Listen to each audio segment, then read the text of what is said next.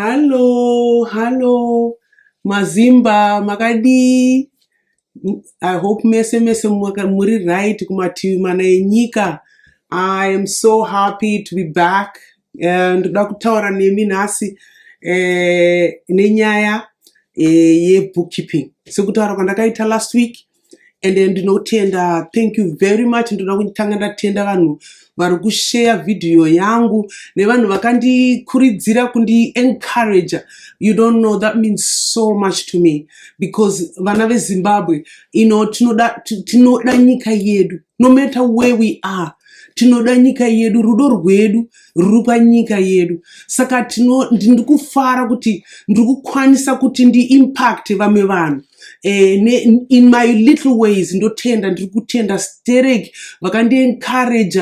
I can't even name my names, but thank you so much. The encouragement means a lot to me, because it's a journey yandikutora by faith. And ndotenda ndimi vakatumwa naMwari kuti vandi encourage. Ndotenda sterek. Saka nhasi kutaura nezvebookkeeping sekureva kwandakaita. Last week takataura nenyaya income and expenditure, chitaura kuti tinokwanisa kuita adapt mukati member kuitira kuti itiite monitor kuspenda kwatinoita nokuziva kuti tikugara within the budget, nokutraina vana financial discipline financial literacy.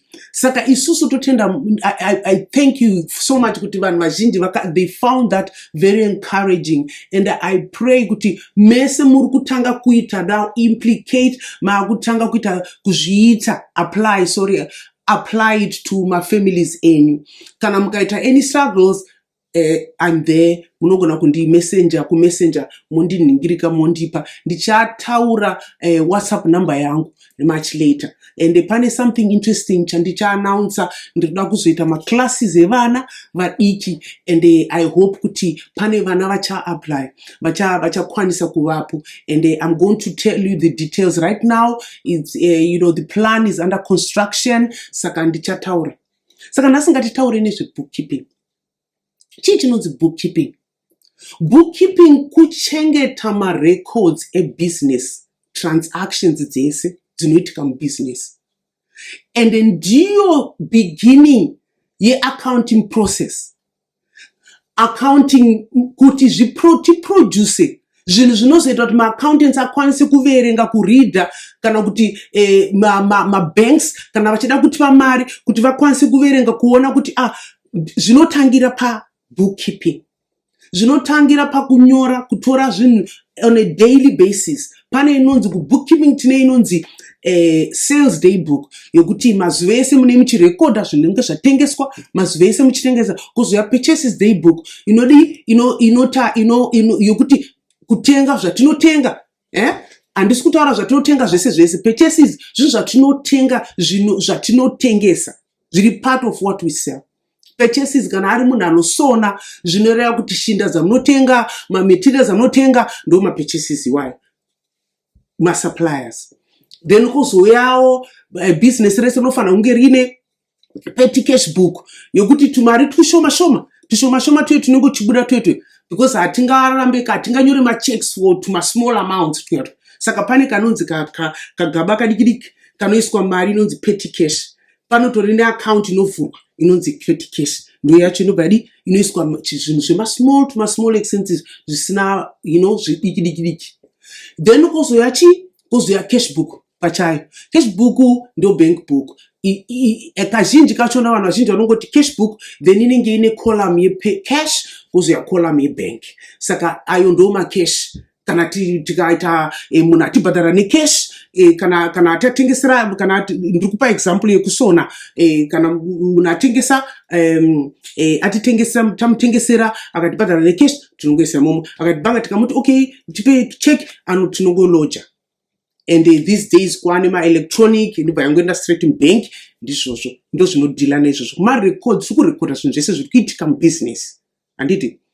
Saka zvese izvozvo maactivities ese iwaya anotozozviproducer maaccounting ngiriri statements manje, and my accounting statements akaita se income statement, which is the profit and loss account, profit and loss account, income statement, and then goes we have balance sheet. Balance sheet domain ningi akuratidza manje, it's a picture vanotaura kuti it's a picture of the state here business at any time, right? Saka inotudza ndo inotitaura ma-assets atinawo nema-liabilities atinawo. Saka kuma-assets ku-left, ma-liabilities ku-right, ne-equity yokuti business owner akaisa chii, mari yakaisa imu business.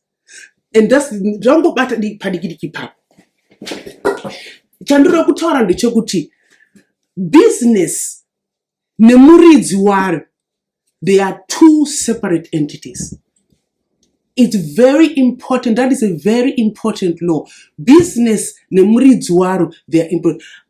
Kana muchita zvekusona muchita se mari ikapinda mukabhadharwa, amukwanise kuti mutore mari ye mobva mangotoenda kunotenga chichingwa.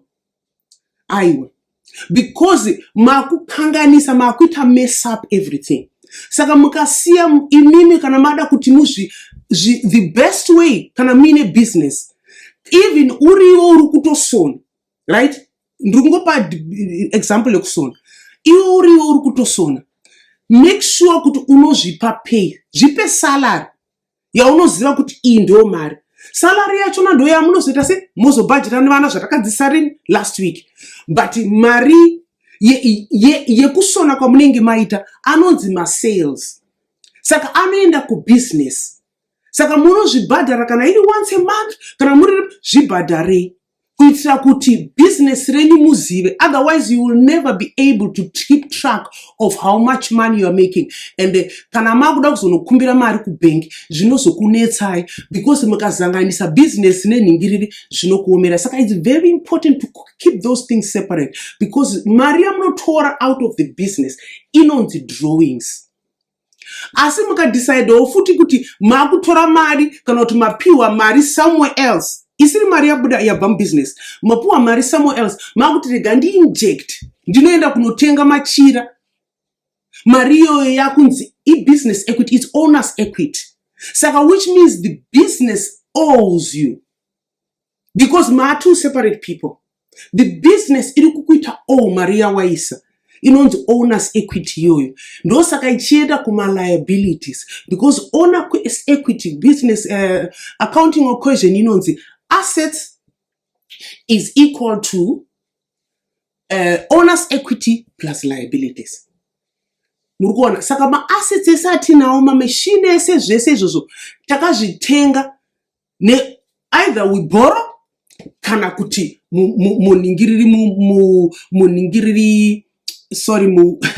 either we borrow kana kuti owner ano-injecta mari into the business. Saka ndo accounting equation throughout ndo zvatiri kutraya kuprova, and inoratidzwa mubalance sheet. Ozouyawo cash flow. Ma-business mazhinji they fall through not because havana mari, vanenge vane ma-assets vanenge vaita sei, but havasi kuita keep an eye on their cash flow, because cash flow iri very important, because unofanira kunge uchibhadhara ma-bills every month and everything. Saka unofanira kunge uine mari iri liquid cash yaunoziva kuti mari iyi kana yakamirira. Ndo zvakanakira budget izvozvo, yakamirira kuti ibhadhare magetsi, ibhadhare zvese. Saka ipapapa that's why the bookkeeping is very important, because ndo pane root yese, ndo pane root yema-recordings yese. And ma-record zvinhu kana uchirecorda zvinhu, most governments, and I believe all over the world, you are required to keep zvakaita sema receipts, sales and everything for 6 years legally. Also destroy zvako, and you can keep them either on a disk hard drive or whatever, or you can keep them physical, but you have to keep them for 6 years. You can say, handisi kuteerera marules aya because inini handisi registered. I know, but it's still very important for your discipline, because usafunge, when you are doing a business, you should always think beyond today. Don't ever, there's no point in having a business unless you want to grow. unless uri kufunga kuti 10 years time business rangu, 10 years time I want to be there, 20 years time I want to be there, 20 years time I want my children to take over, which is something I'm going to talk about now, which is very much in the West. Ukaenda kazhinji kuwest unosvika wotoonzwa kuti this business has been, I'm a fisherman, this business has been in my business, in my family for the past 10 years, for the past 5 years, for the past. Saka every generation inoita create new ways of improving the business. And ndopaona kuti family ine mari because vanenge vakachengeta Marie, vanenge vakadzidzisa the next generation the tricks of the trade. Saka they don't start from scratch. And I know that most of the time, isusu kuma Africans, takanga tiri vanhu vanoshandira varungu. Taishandira varungu. Taive ma-employees, most of us. And that's something that was gained. And those that vazhinji vachona izvinizvi, tukufara kuti andira kuti mwana wanga ite doctor, andira kuti mwana wanga. There's nothing wrong with that. I'm not saying kuti anything is wrong. But it's also a very, panema doctors are even less money than vanhu vanotori nema business. And I think a lot of people will know that. Saka, kana ndoda kukota Bible verse, it's a very powerful verse. It's Psalms 127. Inotaura kuti like arrows in a warrior's hand are the children of one's youth. Munoza arrow museri. Kana uchukanda, unoukanda kumberi kwako. You throw it ahead of you. Saka vana vako, you are throwing them into the future. Saka kuva throw into the future, you have to throw an arrow. Unofanda kuita effort yawinayo for that. Then or throw into the future. Saka kuthrow kwacho into the future, ipapo pacho pa the effort, the strength, the stamina you put into that arrow. Those zvacho zvatinenge tichidzidzisa vana vedu, the business. Those zvacho zvatinota instilling to our children. The financial discipline to be able to carry the business forward. Wealth, pane inonzi riches, no rich, kuya vanhu vanonzi vari wealthy. Wealth is munhu anenge anokwanisa, apparently wealth is somebody munhu anokwanisa kuti nhasi akastopa kusenza for 1 year, anogona kusaita any money and still be, anogona kusaita anyway, kuita anything and still be able to survive. But the riches, unofanirwa kusramba uchitutsira. Saka toda kubuild a wealth kuZimbabwe. Toda kubuild a wealth mumafamilies. Saka inini nasi, main agenda yangu ndoda kutaura nezvebookkeeping of course, but ndoda kutaura kuti ndoda kuita call on all the parents vane mabusinesses kumba and challenge them. Kuti itai vana venyu kuti vaite mabookkeepers enyu. That's the way to introduce them into the business. Make them interested about how much you earn, how much you're making. Make them interested kuti vakwanise kuti handle it. And you'll be amazed how they will teach you things. So wamboziva, because vane creative mind. Saka zvauneta, because one time as an accountant akasenzera, the chief accountant wedu angari actually mwana we business owner. And akanduudza kuti akatanga ari 5 years old aibva kuchikoro, ongosvika ongokanda bhegi rake obva atanga kutengesa mushop. They started one shop izvinizvi vanga vane machain of shops and I was an accountant for them. But vakadzidzisa mwana wavo so that, because unoziva ma-accountants anobhadharwa mari yakawanda, but mwana iyeye akatokochwa akadzidziswa anoena mari, anotambira of course mari, but mari anotambira achiziva kuti achainherita business, saka haasi kuda kudraina. Saka that's the one thing zvatinofanira kuita clever about, kuziva kuti it's an advantage. Saka ndiri kucall on all parents kuti kana mine vana, kana muchisona, kana muchita bika business kenyu, kana muchita munoza business is anything that you are selling. If you are selling, kana mine tax shop, ndiri kuita call on you kuti ndiri kuda vana venyu kuti ndivatiche bookkeeping, kuti ndivadzidzise how to record, how to kuta record, kuti va prepare, because bookkeeping prepare inoita kuti tikwanise kuwana ma financial thing. It starts the process anyway kuti tikwanise kuwana ma statements atinenge tina, ma financial statements atinowana. saka inoitwa kickstarted. Saka ndiri kuda kukumbira kuti vana venyu ndichanyatsoannounsa zvakanaka kuti ndichatanga ichaita mari, ndichaita mazoom. Saka zvina basa kuti uri kupi. Thank God for the pandemic yakaintroduce this this remote way of learning. Saka ndokwanisa kudzidzisa, ndoda kudzidzisa vana venyu bookkeeping from scratch kuitira kuti vakwanise kuita mabookkeepers emumba menyu, vakwanise kuziva, vakwanise kurekoda zvese kuitira kuti the good thing about kukeepa marecords is that kana muchifunga business renyu, if you are thinking ahead, kana muchida kuita walk into a bank, munofanira kunge uine financial statements ekuratidza kuti business rako riri kuita sei. Saka kana usina mafinancial ningiriri wayo, which means kuti avazive kuti zviri kufamba sei, you have no idea how much you make and everything. Unofanirwa kunge uine zvinhu zvinoratidza kuti uri disciplined. Zvinoratidza kuti wakaspend, how much money did you make this year, how much money are you planning to make next year, how much. Zvese izvozvo maplanning ese unoita, mafocus ese nemacash flow yako vanenge vachida kuona before vakupa mari. Government as well inoda kuziva kuti uri kuita mari.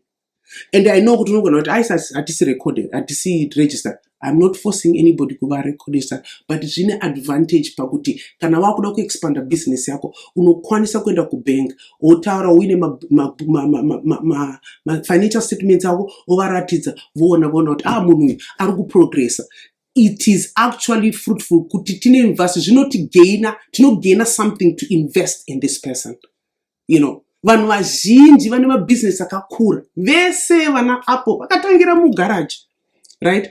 And akakwanisa asvika pane place yekuti ari kuziva kuti ari kurekodha ane zvemafurniture. Ukaapproacha vanhu uine idea yako, mabanks vazhinji vanokwanisa, vanotarisa, vonzvera, vobvunza, vane vanhu vanotarisa, vanofocusa future, voona kuti there is a lot of ningiriri potential in this one, vokuinvestera. Saka wokwanisa kuita mari, wokwanisa kuexpanda business rako.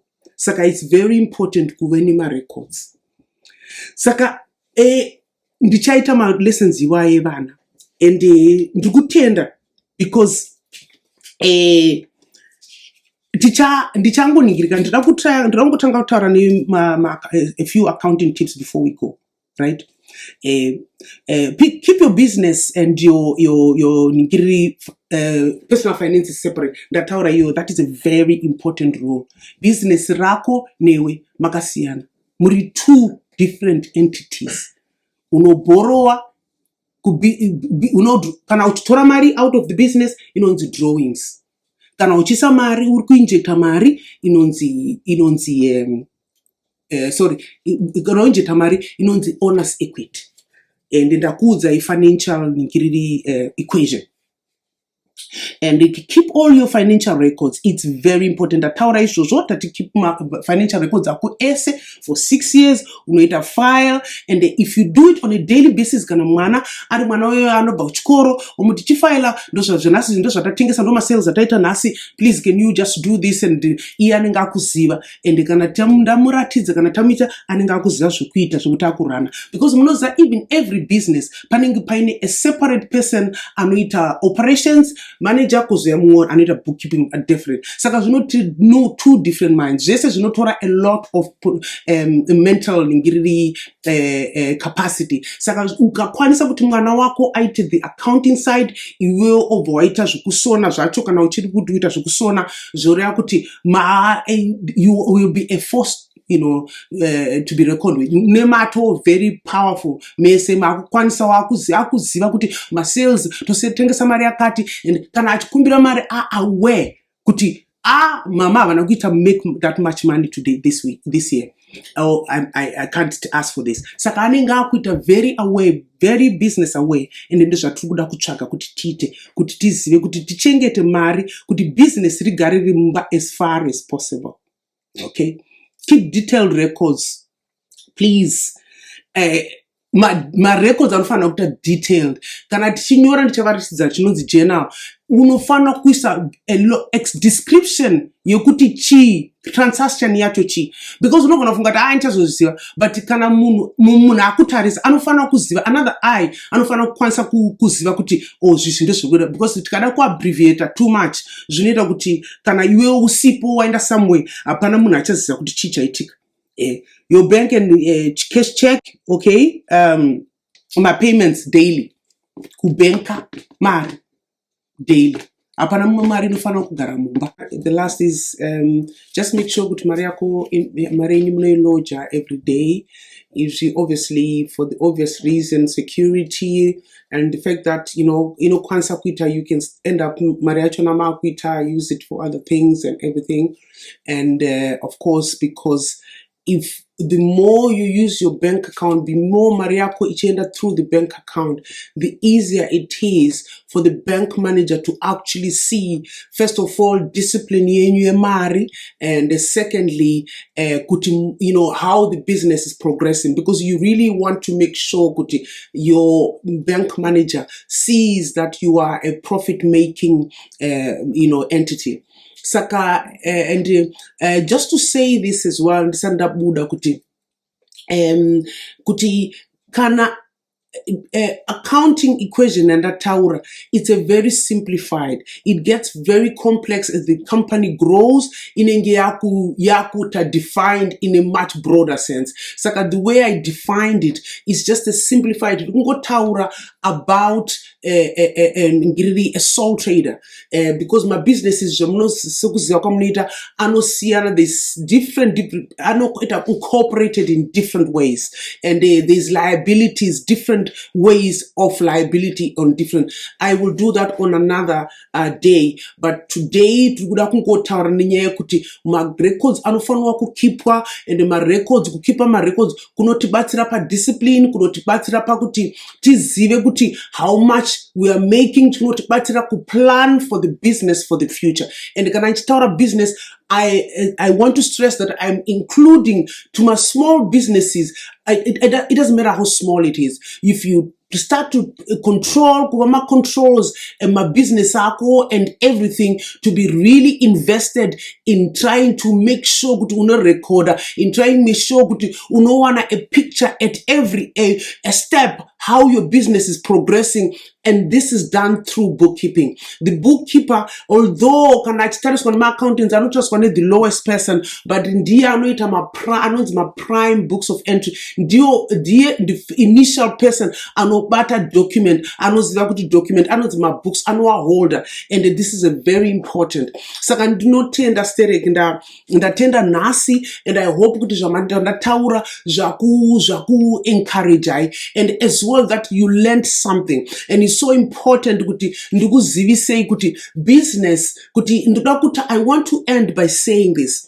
Zvandakota kuti mwana is an arrow in your hand, or is like an arrow in a hand of a warrior. Ndoda kukubatsirai kuti muite throw ma arrows enyu as far as possible, so that there's a future ahead. Because this is very stable and stagnant, financially. Zakatanga from the homes, zakatanga from my businesses arikumba, zakatanga from stability, money control, money discipline, money literacy yemari. And the literacy yemari is very, very important to know that we are focused on the educational literacy, academic literacy. It's important, but sometimes we've seen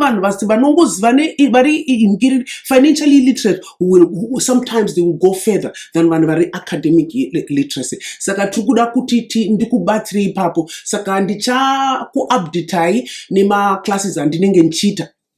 Asaka ndoda kuti muri Zimbabwe tukuda kuita throw our arrows. We want to throw our arrows as far as possible. Let them go into the future with confidence. Let them go into future with this financial discipline. Much farther than we went.